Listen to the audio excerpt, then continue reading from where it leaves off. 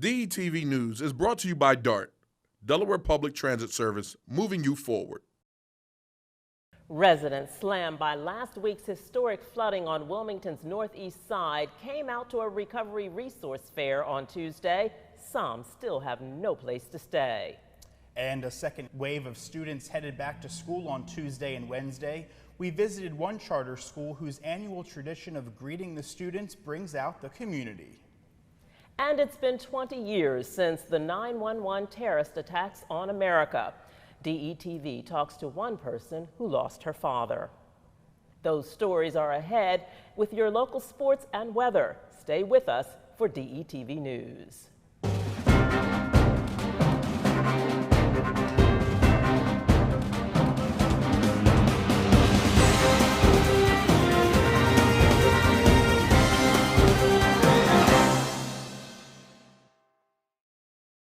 Hello and welcome to DETV News. I'm Lauren Wilson. And I'm Matt Ford. Thanks for joining us today. Representatives from 22 different agencies were stationed at tables in the gymnasium at the warehouse on Thatcher Street Tuesday. They were there to assist flood victims with their immediate and long-term needs. Some still have no place to live now. The warehouse, operated by the work group, also distributed items donated by the public since the storm and set up rows of clothing and tables with diapers, formula, snacks, cleaning supplies, and other items desperately needed by the victims. About 250 homes and numerous businesses in the 17-block area of Wilmington's northeast side were flooded last Thursday when remnants of Hurricane Ida brought nearly 10 inches of rain, causing the Brandywine River to crest at historic levels. While many Wilmington residents praised the city's response to the disaster, other residents, still reeling from their losses, called the efforts inadequate. It's inadequate. This right here should have happened 4 or 5 days ago. Thursday, I had to leave my building on a boat. Got to a power center. They didn't do nothing but test us for COVID. And they have us sit around. They want us to sleep in the gym. I've been sleeping in the back of my work van for the past 4 or 5 days because I haven't gotten anywhere to stay at. Have barely been asleep in the last 4 to 5 days. All of that because this situation isn't handled the way it should have been handled. I feel it's been handled the way COVID was handled when it first happened. It's inadequate. A number of elected officials were also on hand for the event. Governor John Carney spoke to reporters. Yeah, people are almost ready to go back in, and then you have people that have a longer term problem. So it's the biggest issue that I hear this morning from folks who've come out to get services. Wilmington Mayor Mike Przicki also attended the resource fair. He talked to DETV News. Matt, you filed this report. That's right, Lauren. The mayor gave an assessment of how he thought the city fared after the disaster. Take a look. The mayor gave his city high marks for cleanup efforts and assistance to residents in the immediate aftermath of the flooding. I think the job one for us was to get the water away from places where people were living. It was to pump out basements. It was to clean the streets, get the mud off the streets, take the 125 tons of trash away from that was let outside. I think our public works people did a remarkable job. The city has been a little overwhelmed by the longer-term needs of residents, with an estimated 60 residents with still nowhere to live. I don't know what we could have done, but we didn't do enough. But well, let's put it this way. The public sector itself didn't do enough. But this is a once-in-a-lifetime event, or certainly once in, maybe twice in a lifetime. And so the scope of the problem was just more than we were equipped to handle. And now you've got people whose homes are uninhabitable because of gas, electric, the infrastructure to go in and re-inspect all the properties and then get them back to code again is just can't be responsive enough. The scale's too hard. And so those folks have to be moved, and it's not just picking them up and moving to an apartment because there's no furniture. Now you got to figure out where they go. And so we just spoke to some woman who just took her tenants and moved them to Newark. So that's what we're looking at. In the city, we don't have the capacity to move people into a hotel, so we're going other places. One continuing bright spot, he said, has been the outpouring of donations to the residents from both inside and out of Wilmington. The bright side of these terrible events is it brings out the best in human beings, and our community was certainly no exception. We had people, I mentioned earlier that everybody along 14th and 15th Street were out helping one another clean out the garages and pick up the heavy stuff and taking it out to the curb. So, that was that kind of internal team effort, but we had people coming from all over the county coming here to volunteer and do whatever they could to help others. And I think that's the bright spot here. It shows you that we're a good community, and nobody's alone. We're all in this together. The city also launched a crisis cleanup hotline number. Residents can call the toll-free number to be connected with local volunteer groups that may assist with cutting fallen trees, removing drywall, flooring, appliances, tarping roofs, and mold mitigation. The number to call is on your screen. In partnership with the Delaware volunteer organizations active in disaster, these services are performed free of charge by volunteers. The Crisis Cleanup Hotline will remain open until Friday, October 1st. Also on Wednesday, the Delaware Emergency Management Agency announced a new flood cleanup assistance program providing cleanup services for qualifying households through the Milford Housing Development Corporation. Cleanup services available may include mucking, removal of damaged drywall, moisture control, minor structural repairs, and insurance premium assistance. Residents can apply for the program by calling this number on your screen. Eligibility includes earning less than $52,000 per year for a single household and higher limits for families. Also in Wilmington, it looks like the city's holiday calendar may be in for a change soon. Traditionally, Wilmington observed Veterans Day on the fourth Monday in October, while the federal government observes it on November 11th. Back in 1954, President Eisenhower proclaimed November 11th Veterans Day, but Congress passed a law in 1968 moving the date to the fourth Monday in October. Several states switched back to November 11th, so Congress did the same in 1978. Wilmington never made the switch, but city officials say it's time because the conflicting holiday dates cause confusion. City Council will vote on making the change to November 11th at its upcoming meeting this month, and that means the city employees will have that day off. If passed, all offices will be closed and there will be no trash pickup on November 11th. It was round 2 for school openings Tuesday and Wednesday mornings as Christina School District students in Newcastle County and numerous districts downstate welcomed students back after 18 long months at home due to COVID. Community members dressed in business attire greeted returning students at the Stubbs Elementary School in the Christina School District. At Eastside Charter School in Wilmington, more than 40 community leaders lined up to greet students on their first day back. In the annual tradition called Suit Up, Show Up, school officials have asked community leaders and professionals for the past 5 years to don professional attire and greet the students. School Chief Executive Officer Aaron Bass says the event sends a positive message to the students. The purpose of the day, our Suit Up Show Up event, is one, we want our students and our staff to feel welcome. We are coming back to school after a pandemic. This is the first time we've had every staff and every student in the building since March of 2020. So for us, with the increase in violence, with the increase in death, with the flooding that just took place here in this area, this is the perfect time to let everyone know that they are loved and that they are welcomed here.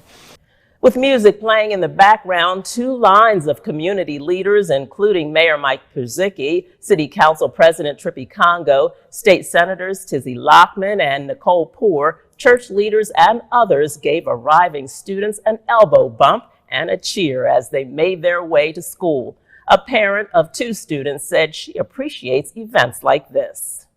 For everybody to show up and cheer them in on their first day, it gives them a little bit of hope, especially coming back after COVID. It gives them some hope. It gives them some encouragement to know that people in the community really care about what they're doing here and care about their well-being. Another annual event is coming up Saturday, one that will never be forgotten. Ceremonies marking the September 11th attacks on America will be held throughout the country. But for one Delaware woman, the day thousands of innocent people and first responders were killed by terrorists hits home because her father was among the victims. Lauren, that woman talked to DETV, and here's your report. Michael Phillip was at his desk on the 104th floor of the World Trade Center 2 when the first building was struck 20 years ago. He told one of his two daughters who worked at World Trade Center 5 that he was sitting tight. He wasn't in the impacted building. Less than an hour later, his building was the first to fall. His second daughter, Jill Abbott, was at her job at Winterthur when a colleague told her what was going on. She called her father, then her sister, but got no answer. With no television at work and no minute-by-minute social media platforms that exist today, she thought it was odd but wasn't really alarmed until her mother called. At about 10 o'clock, my mom finally got through. A telephone call to me. And I remember her saying to me, it's very bad, and Daddy's tower just collapsed. Jill and her husband drove to her family's home in northern New Jersey. 6 months pregnant, she spent days on the phone, clinging to hope her father somehow survived. You know, I really thought for about 10 or 14 days that we would find my father. I was convinced that I would find my father. Jill says it was 2 agonizing weeks later when she had to accept her father was gone. Somebody said, they're not. Today, Jill is grateful her father knew she was pregnant with plans to name a boy after him. When the baby turned out to be a girl, they named her Michelle. She goes by Mickey, the same nickname as her grandfather. But Jill believes they share more than that. There is definitely a part of him in her, and she carries that every day. A lot of his personality, the softer personality, is Mickey. As they have every year, Jill will travel to Ground Zero for the reading of 2,750 names of those who perished. She'll also attend a memorial service at her church in Bridgewood, New Jersey, where 12 families had someone in the towers. Happy to talk about her dad, Jill said she has always been able to tell her story. She is grateful, she said, that this is a day we all remember. Keeping his spirit alive and everyone else's is important. Saturday will be, it is a very different anniversary in the sense that everybody has a loss. Everyone's lost someone special to them, family member, parents, children. The difference is that when somebody loses someone, we don't necessarily know that anniversary day.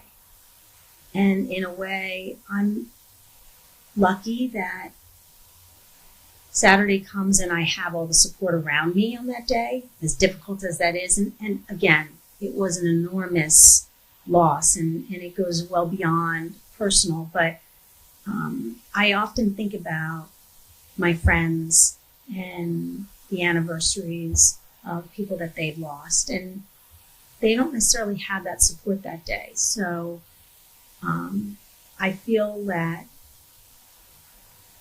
it's important for me to share the story because I have all that support when others don't necessarily have that support on a difficult day for them.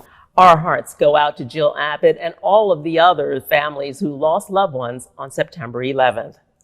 As we go to break, here are some community events planned to mark the anniversary. Stay with us. You're watching DETV News.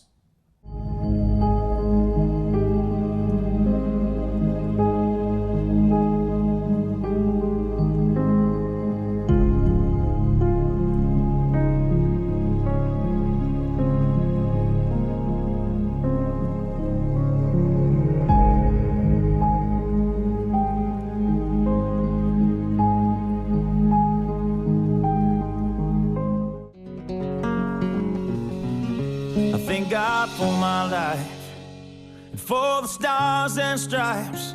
May freedom forever fly. Let it ring. Salute the ones who died, the ones that give their lives so we don't have to sacrifice all the things we love. Thank you, and welcome home. like our chicken fried. Welcome back to DETV News. 4 people were hospitalized after a shooting in the Southbridge neighborhood of Wilmington on Tuesday afternoon. According to a brief statement released by police, officers responded to A Street and Newcastle Streets shortly after 4 p.m.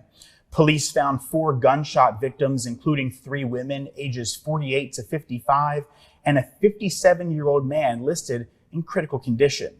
Anyone with information about the shooting is encouraged to call Detective Anthony Ford at 302-576-3606. And a 52-year-old Wilmington man was carjacked in broad daylight Tuesday. It happened at this convenience store on Philadelphia Pike in Claymont shortly before 8 a.m. Police say 2 masked men approached a man who was sitting inside his car with the door cracked open while getting gas at the pumps. One of the suspects pointed a gun at the man and demanded his keys. Police say the victim refused, and that's when the other suspect assaulted him. Both men pulled the driver out of the car. The bandits drove off and headed north on Philadelphia Pike. Hours later, the car was recovered in Philly. The case remains under investigation. Anyone with information is asked to call Crime Stoppers at 1-800-TIP-3333. Health officials announced the state's first human case of West Nile virus since 2018, saying a 69-year-old Kent County man was infected. An investigation is underway to confirm any travel history or sources that could have led to the transmission.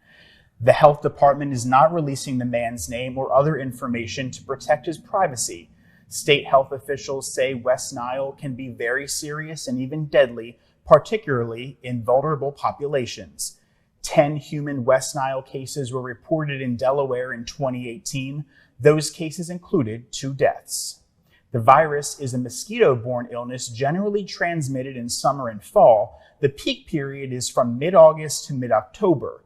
Health officials urge people to wear insect repellent when going outdoors. Also in Kent County, a fox who tested positive for rabies has put people on alert. Anyone who lives or spends time near Route 16 in Greenwood between Judy and Century Farm Road should be aware that a person was bitten by a rabid fox last Friday. That person is being treated now. Anyone who may have been bitten, scratched, or had any contact with a fox in that area is asked to see a doctor immediately or call the Delaware Division of Public Health at the number on your screen. Pets should also be vaccinated. In other news, a major announcement for the president's home state. The Biden administration awarded Delaware a little more than $10.8 million for Medicaid and Medicare services to improve access to affordable, comprehensive health care coverage. The Diamond State is one of 13 to receive the so-called pass-through funding. President Biden also tapped former Governor Jack Markell to temporarily serve as his point person on resettling Afghan evacuees in the United States. Markell, Delaware's former governor and a close advisor to the president, will be the White House coordinator of what the administration is calling Operation Allies Welcome. He is expected to stay through the end of this year. Markell will work with state and local governments, the business sector, religious institutions, and nonprofit organizations to ensure the resettlement runs smoothly. He'll also focus on screening of evacuees and COVID precautions, which begin before they arrive in the country, but will require follow-up in the United States. And the president handpicked another Delawarean for a national position. Biden announced he'll appoint Delaware State University President Tony Allen as chair of the president's Board of Advisors on historically black colleges and universities. Allen has gained national attention through successful fundraising, netting $40 million for the university last year despite the pandemic. He's also made many national TV appearances and served as the chief executive officer of Biden's presidential inaugural ceremonies. Stay with us. It looks like we can expect beautiful weather ahead. Here's your local forecast after the break. You're watching DETV News. As soon as I got here, I just felt the warm embrace of the community, man. Like what y'all got going on is wonderful. And no wonder y'all called the work group, because y'all putting that work in. For real, seriously, y'all getting the work done. We are committed to creating the best Riverside we can with the community, for the community.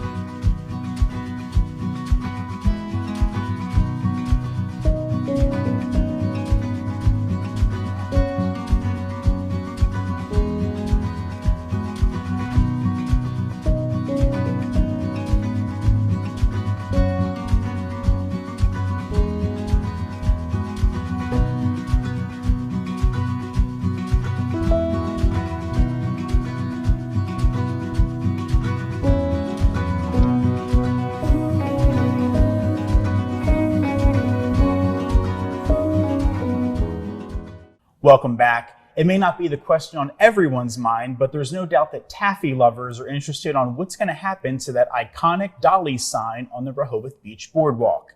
It appears city officials will get first dibs on the sign's future location. Rehoboth's mayor says Dolly's is graciously offering to donate the iconic sign to the city for free. Where it will go still remains to be determined, but it must be taken off the building by December 31st. The store's owners announced last December they would be moving the well-known caramel popcorn, candy, and taffy store to their other candy shop, Ibox Candy by the Sea, just a few storefronts away on Rehoboth Avenue. Now empty, the multi-million-dollar boardwalk building that originally housed Dolly's has been purchased by Grotto's Pizza, which will reconfigure the space.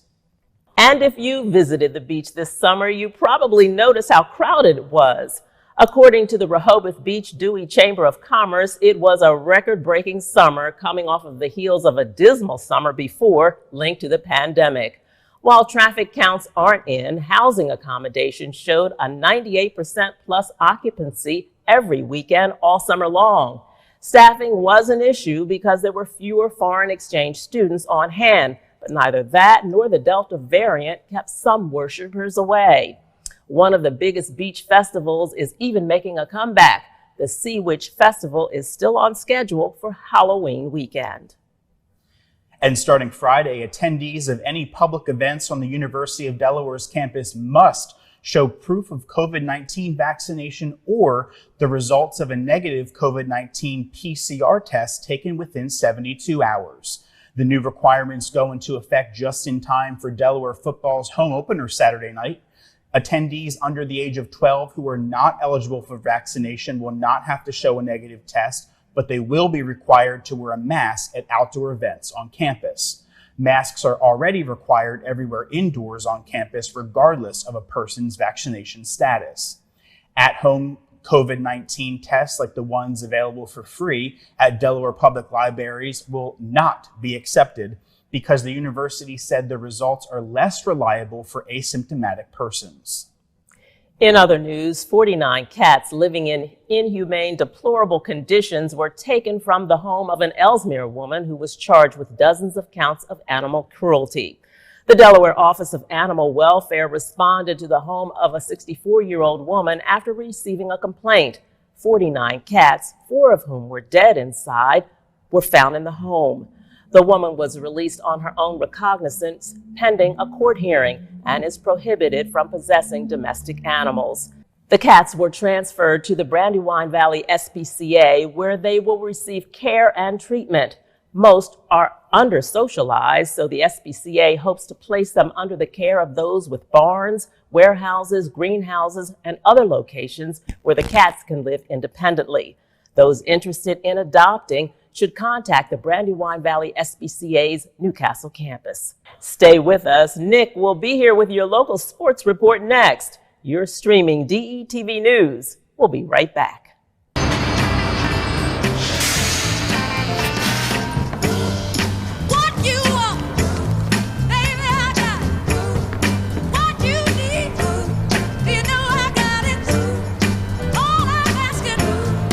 Excuse me, ma'am. Would you like to have my seat?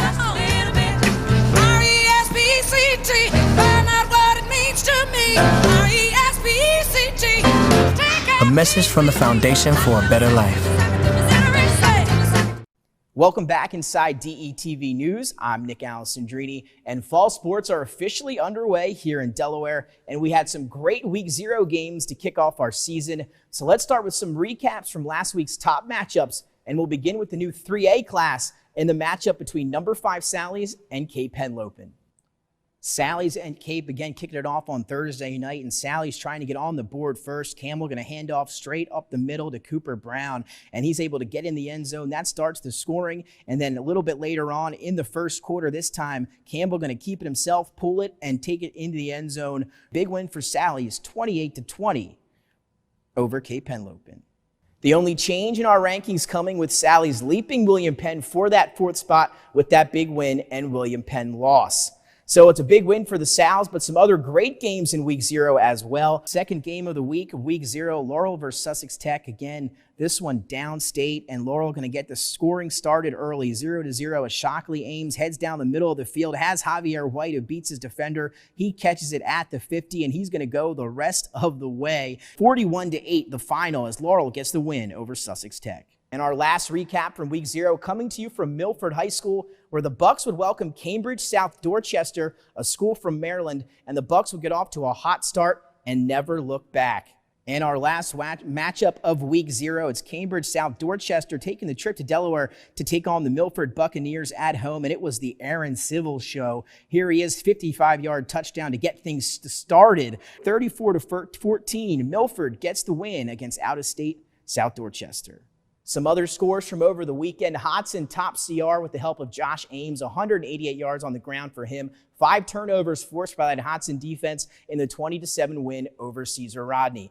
Big shutout for Sussex Central in their opener. They get the 20-0 win over William Penn. And the St. Mark's High School Spartans get a 41-0 victory over AI with 116 yards and 3 touchdowns from Artisan on the ground.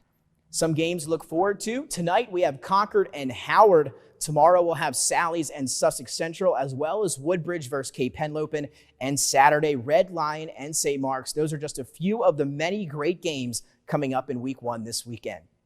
Now on to college football, as the number 6 ranked University of Delaware Blue Hens opened up their season NCAA play last week, and they got the job done. A tough battle in Orono, Maine against the Black Bears, but the Hens found a way to pull it out as they went out to a 17-0 lead early before finding themselves trailing 24-17 at the half.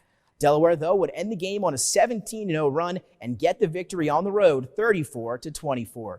Nolan Henderson finished 14 of 29 for 262 yards and 2 TDs, and reigning CAA Offensive Player of the Year, Dejon Lee, added 59 yards on 16 carries. The Hens are back in action for their home opener on Saturday at 6 o'clock, where they will take on the St. Francis Red Flash. It's the first home game for the Hens in Newark with full capacity since before the pandemic, but some guidelines have been put in place. Effective tomorrow, September 10th, all visitors to UD events will be required to show proof of vaccination or a negative PCR COVID test taken at least 72 hours prior to game day. In a statement, the university is taking this measure to help protect the UD community, including visitors to our campus, against the spread of the virus. The policy will apply to all those in attendance 12 and over, and while children under the age of 12 do not have to provide a negative test or proof of vaccination, they are required to wear a mask. The wait is finally over as the Eagles are set to open up their 21-22 season on the road in Atlanta on Sunday at 1 o'clock. We'll get our first look at the Birds, head coach Nick Sirianni, and quarterback Jalen Hurts, who took just 10 snaps in the entire preseason. Oddsmakers have the Eagles as a 3-point underdog on the road on Sunday, and they predict the Birds to finish last in the NFC East.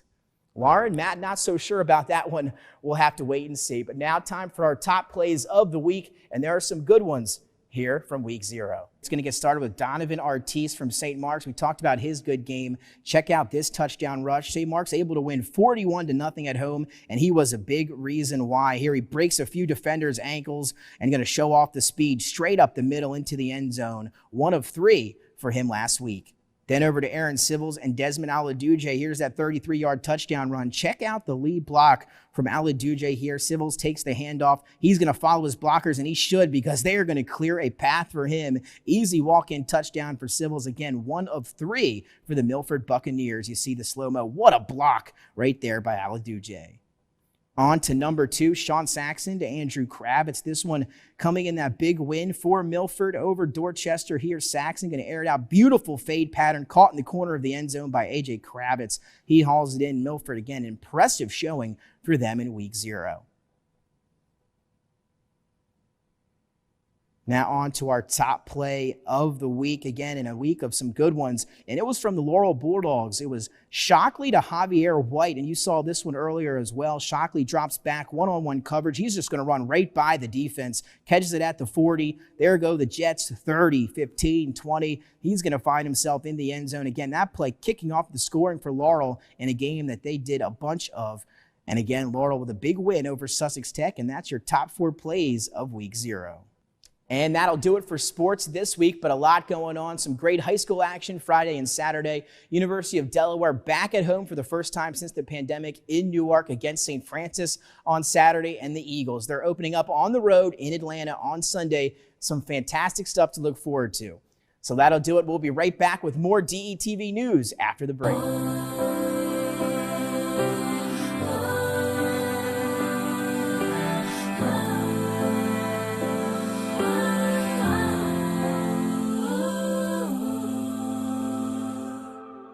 Welcome back.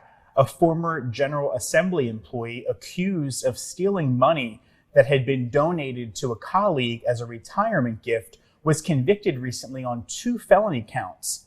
Dawn Hill was found guilty of theft from a person aged 62 or older and issuing a bad check over $1,500. Hill is scheduled to be sentenced on September 16th.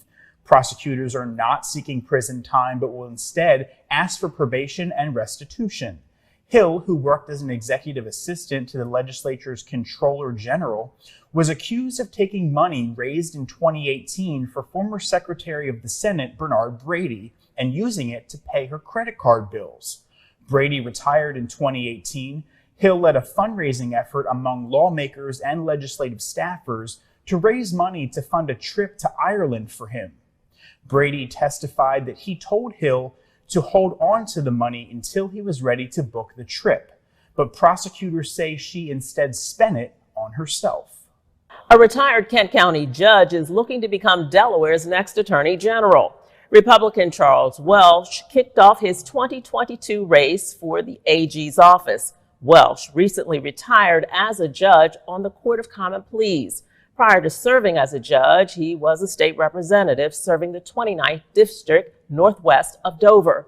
He's now looking to challenge incumbent Kathy Jennings. Welch says Jennings is too lenient on criminals and drug dealers. He argues Jennings' efforts to reform the bail system have only caused more violence on Delaware streets. He promises to crack down on violent criminals and address the opioid epidemic. Welch will likely face a GOP primary first. Julianne Murray, who unsuccessfully ran for governor last year, has indicated she'll announce a run later this month. Jennings has yet to announce her re-election plans, and no other Democratic challengers have come forward. And Delaware will be making its mark on the hit TV show Dancing with the Stars. Hey, what's up, y'all? Jimmy Allen here, and I'm definitely made for these dancing shoes. That's right, Delaware native and country music superstar Jimmy Allen will be taking his best shot at the dancing competition this upcoming season. The singer is known for giving back to his community. Last year, he performed 2 concerts at the Rusty Rudder in Dewey, raising over $20,000 for the H.O. Brittingham Elementary School in Milton. In May of this year, he performed a sold-out concert at the Bottle and Cork to benefit the family of fallen Delmar Police Corporal Keith Hecook.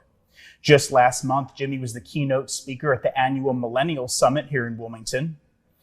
Allen, who moved from Milton to Nashville in 2007, made history as the first Black artist to start a career with 2 back-to-back #1 hits. The reigning Academy of Country Music New Male Artist of the Year will make his debut on the dance floor September 20th on ABC.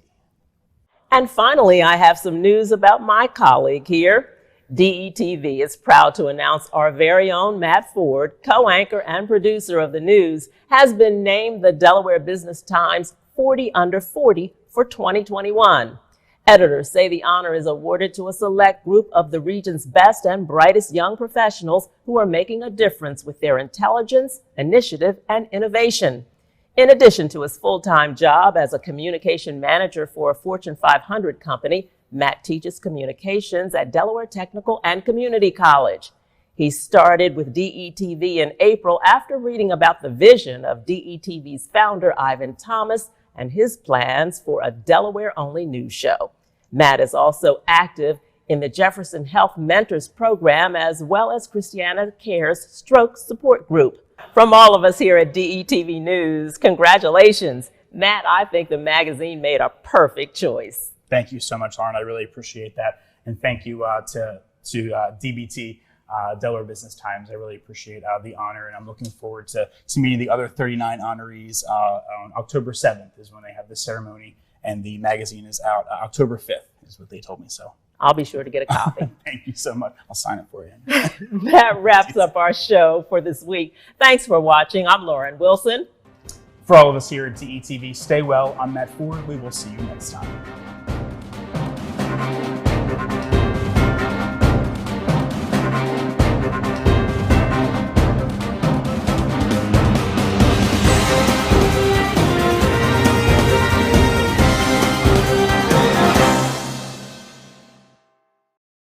DETV News is brought to you by DART, Delaware Public Transit Service.